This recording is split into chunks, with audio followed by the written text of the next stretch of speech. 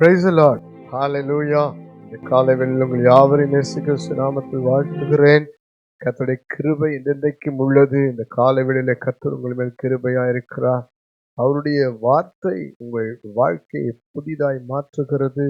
அவருடைய வார்த்தையிலே வல்லமை உண்டு என்பதை நீங்கள் விசுவாசிக்கும் பொழுது ஒவ்வொரு நாளும் கர்த்தர் அந்த வார்த்தையில் உங்களை பலப்படுத்துவார். உங்களுக்கு வேண்டியதை செய்வார். நீங்கள் ஒன்றுக்கும் கவலைப்படாதிருங்கள். வார்த்தையை பாரமாய் நீங்கள் பற்றி கொள்ளுங்கள். இந்த வார்த்தை ஒருபோது வெறுமையாய் திரும்பாது. அவர் மாறாதவர். உங்களுக்காக எல்லாவற்றிலும் அவர் உண்மையுள்ளவராய் இருக்கிறார். அவருடைய வார்த்தை உண்மையுள்ளது. எப்பொழுதும் உங்களுக்காக பேசுகிற தீர்க்கமான வார்த்தை பார்த்து ஜெபிக்க போகிறோம். லூக்காவின் புஸ்தகம் 18ஆம் அதிகாரம் 7ஆம் வசனத்தை வாசித்து பாருங்கள். அந்தப்படியே தேவன் தம்மை நோக்கி இரவும் பகலும் கூப்பிடுதலாகிய தம்மால் தெரிந்து கொள்ளப்பட்டவர்களின் விஷயத்தில் நீடிய பொறுமை உள்ளவராய் இருந்து அவர்களுக்கு நியாயம் செய்யாமல் இருப்பாரோ? ஹல்லேலூயா, ஹல்லேலூயா. அடுத்த வார்த்தை சொல்லுகிறது, சீக்கிரத்திலே நியாயம் செய்வார். பிரியமானவர்களே, இந்த காலை வேளையிலே தேவன் உங்களை சந்திக்கிறார். அந்த நாட்களிலே ஒரு ஏழை விதவை நியாயம் கேட்டு ஒரு அநீதி உள்ள நியாயாதிபதியிடத்திலே போராடி கொண்டிருந்தாள். ஒவ்வொரு நாளும் அவன் நோக்கி அவள் கூப்பிட்ட பொழுது ஒரு நாள் அவன் மனமிறங்கி நியாயம் செய்கிறான். நம்முடைய தேவன் எல்லா நிலையிலும் மனம் இறங்குகிறவர், கிருபை உள்ளவர், நீதிபரர், நியாயாதிபதி, எல்லாவற்றுக்கும் நியாயம் செய்கிற தேவன். இந்த பூமி எங்கும் சமுதாயத்திலும் வேலை செய்கிற ஸ்தலத்திலும் சில குடும்ப வாழ்க்கை நடுவிலும் நீதி நியாயத்தை பார்க்க முடியாத நிலைமையில இன்றைக்கு ஜனங்கள் அலைந்து திரிகிறதை பார்க்கிறோம். ஒருவேளை உங்கள் வாழ்க்கையில கூட சில நியாயம் செய்ய முடியாமல், சில நியாயம் கிடைக்காதபடி, சில நீதியற்று போற சூழ்நிலையில, சில கோர்ட்டு கேசுகளில் இன்னும் நீங்கள் போராடி கொண்டிருக்கலாம். கவலைப்படாதிருங்கள்.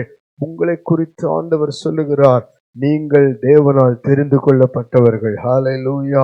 ஆண்டவர் உங்களை தெரிந்து கொண்டதுனால அவருக்கு ஒரு நோக்கம் இருக்கிறது, ஒரு திட்டம் இருக்கிறது, ஒரு கால சமயம் இருக்கிறது. பிசாசு எவ்வளவுதான் போராடினாலும், எவ்வளவுதான் நமக்கு விரோதமாய் சூழ்நிலைகளை மாற்றினாலும் நாம் சோர்ந்து போகக்கூடாது. ஹல்லேலூயா. லூக்கா 18:1 வசனத்திலே சோர்ந்து போகாமல் எப்பொழுது ஜெபம் பண்ணுங்கள் என்று சொல்லி ஆண்டவர் அவர் நம்மோடு கூட பேசுகிறார்.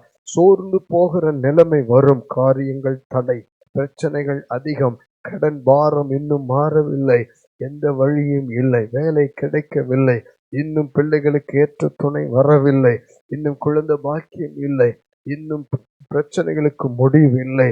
உங்கள் வீட்டை சுற்றிலும் எல்லா விதத்திலும் பிரச்சனை, வேலையை சுற்றிலும் பிரச்சனை.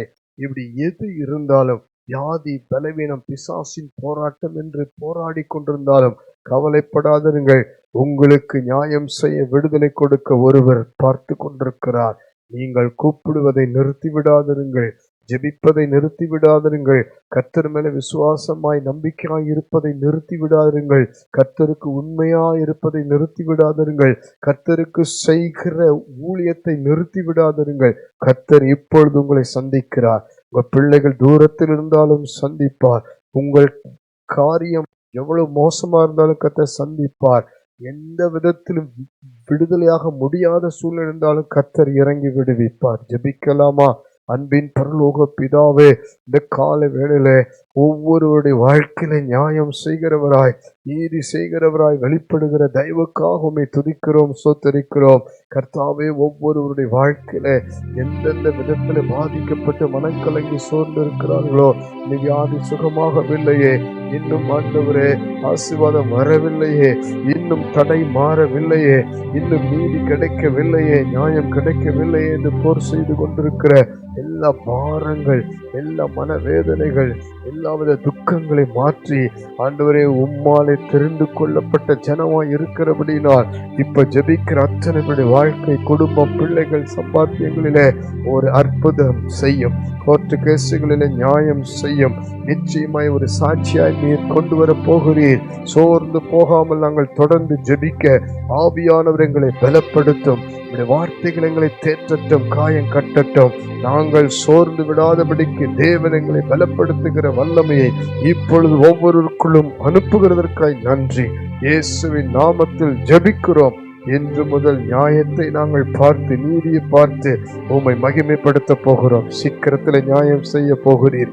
இயேசுவின் நாமத்தில் ஜெபிக்கிறோம். மகிமைப்படுத்தும் ஜீவனுள்ள நல்ல பிதாவே. ஆமென், ஆமென், ஆமென். God bless you. சீக்கிரத்தில் நியாயம் செய்வார். மனம் கலங்காதே.